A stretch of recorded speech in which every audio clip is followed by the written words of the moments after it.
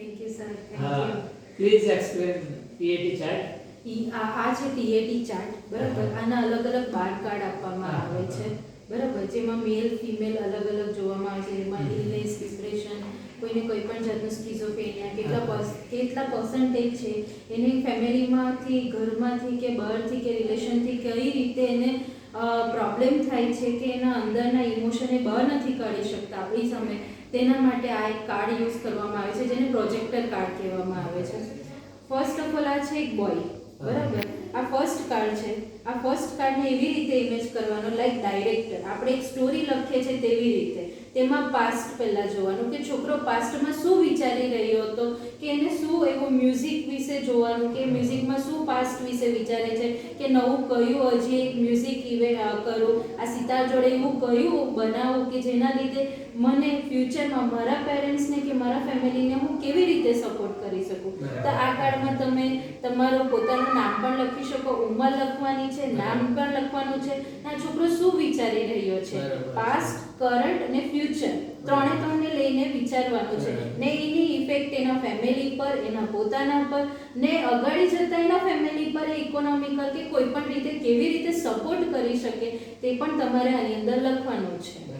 આવી રીતે first fill up કરવાનું છે, ચાર્ટમાં આપણે ફિલઅપ કરવાનું છે. તમને દરેક કાર્ડનો કમસે કમ 5 મિનિટથી તેનાથી વધારે મળશે. 5 મિનિટ સુધી તો લખવાનું જ છે, પણ તેનાથી વધારે પણ તમે લખી શકો. Story type like director. તો આ ફર્સ્ટ કાર્ડ છે એની અંદર. પછી આ સેકન્ડ કાર્ડ છે જેમાં વિલેજ છે.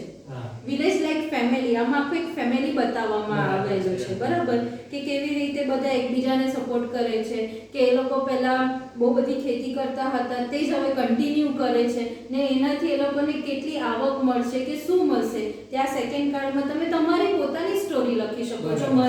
મારો વ્યૂ મેં થોડો બતાવું છું, પણ તમે પોતાનો વ્યૂ આની અંદર લખી શકો છો. આ થર્ડ કાર્ડ છે.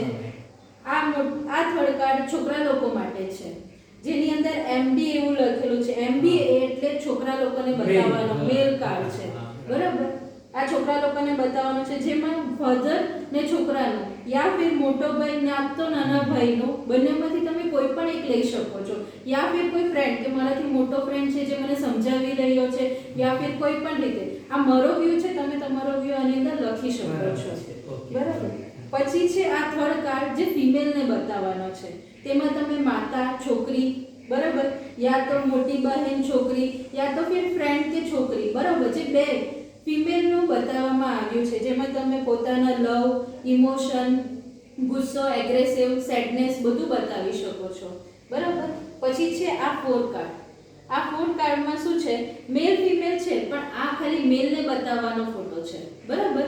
આ મેલનો છે, એની અંદર એક મેલ ને એક ફિમેલ છે. હવે તમે એમ બતાવી શકો છો કે આ મેરેજ કપલ છે જે રિસાઈ ગયેલા છે, યા ફિર તમે એવું બતાવી શકો કે બાળક પોતાની માતાને કશું કહી રહ્યું છે કે શું કરવું જોઈએ, તારે શું નહીં, મધર એને સમજાવી રહી છે અને ગુસ્સામાં એનાથી નારાજ થઈ ગઈ છે. જેમ કે કઈ વાતે એને ના માની હોય તો તું આ કેમ કરી રહ્યો છે, એમ કરીને નારાજ થઈને નથી જાય છે, બરાબર. આ છે મેલ કાર્ડ. સેમ એનો છે ફિમેલ કાર્ડ, જેમાં આ ફિમેલને બતાવવાનો કાર્ડ છે, જેમાં તમે એવું બતાવી શકો કે ફાધર એની છોકરીને સમજાવી રહ્યો છે, યા ફિર હસબન્ડ એની વાઈફને સમજાવી રહ્યો છે, બરાબર. તો આ તમે કઈ પણ રીતે બતાવી શકો છો, પણ આ રિલેશન કાર્ડ છે એટલા માટે. આ પાંચમો કાર્ડ જે બધાને જ અપાય છે, બરાબર. આમાં તમે કંઈ પણ કરી શકો છો કે ભાઈ પોતાની બહેનને ગુસ્સામાં કોઈ કિલ કરી રહ્યો છે, યા ફિર એને પ્રેમ કરી રહ્યો છે, યા ફાધર એને સમજાવી રહ્યા છે, યા હસબન્ડ એને સમજાવી રહ્યા છે. એટલે આ એક ફેમિલી રિલેશનનો કાર્ડ છે, બરાબર. આ છે 6 કાર્ડ, બરાબર.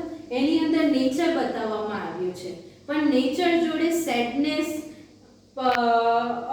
જોવા જાય તો એકાંતતા એવી પણ બતાવવામાં આવી છે, કારણ કે અહીંયા કોઈ જ નથી, એકલવાયુ અહીંયા કોઈ જ નથી, તો તે પણ બતાવી શકાય. યા ફિર એવા પર્સન હોય કે જે લોકો બતાવી શકે કે મને આવી જગ્યા વધારે રહેવાનું ગમે છે, તો એનાથી ખબર પડે કે એને એકલવાયુ રહેવાનું વધારે ગમે છે, બરાબર. પછી છે આ 7 કાર્ડ.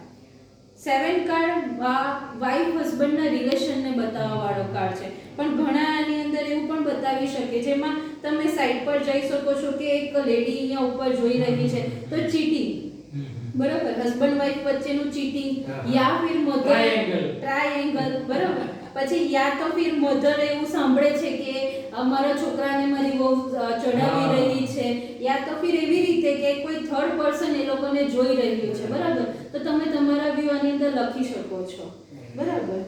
પછી આ 7મો કાર્ડ આપ્યા પછી જો આપણને એવું લાગે કે એ લોકોના વાઈફ હસબન્ડ યા ફિર મધર કે વહુના રિલેશન થોડા વધારે ખરાબ લાગ્યા છે, હજી તમને જાણવાની જરૂર છે, લખી નથી શક્યું પેશન્ટ, તો તમે આ બીજો એક પેશન્ટને આપી શકો છો. આ 7મો એડિટિંગ કાર્ડ છે. આ એડિટિંગ કાર્ડમાં તમે એને વધારે સારી રીતે સમજાવી શકે.